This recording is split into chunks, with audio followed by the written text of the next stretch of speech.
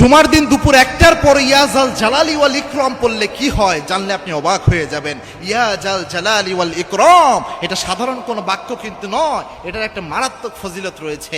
আল্লাহর হাবিব সাল্লাল্লাহু আলাইহি ওয়াসাল্লাম একদিন বসা ছিলেন মসজিদে নববীতে। সাহাবা একরাম আনাস রাদিয়াল্লাহু আনহু সম্ভবত তিনার পাশে বসা। আল্লাহর হাবিব সাল্লাল্লাহু আলাইহি ওয়াসাল্লাম বসে রয়েছেন, এক লোক রাসূল সাল্লাল্লাহু আলাইহি ওয়াসাল্লামের পাশে এসে নামাজ আদায় করলেন, সালাত আদায় করলেন। আল্লাহর হাবিব সাল্লাল্লাহু আলাইহি ওয়াসাল্লাম দেখতেছেন তার সালাত, এরপর ওই ব্যক্তি নামাজ শেষ করলেন।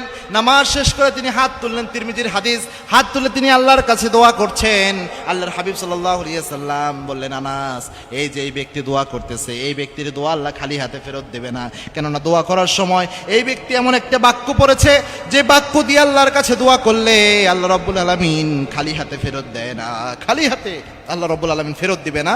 যদি কোনো ব্যক্তি এই বাক্যটা দিয়ে দোয়া করে, ওই ব্যক্তির দোয়ার সময় পড়েছিল ইয়া হাইয়ুন ইয়া কাইয়ুম ইয়া জাল জালালি ওয়াল ইকরাম। এজন্য এই ইয়া জাল জালালি ওয়াল ইকরাম, ইয়া হাইয়ুন ইয়া কাইয়ুম পরে যদি আপনি পড়তে পারেন, অনেকটা এটা একটা কি কাজ, যে কাজটা করে সেটা হচ্ছে এই জিনিসটা আপনার স্বাভাবিকভাবে আপনার একে দোয়া কবুলের জন্য অনেক বেশি কাজে দিবে। এটা গুরুত্বপূর্ণ একটা বিষয়।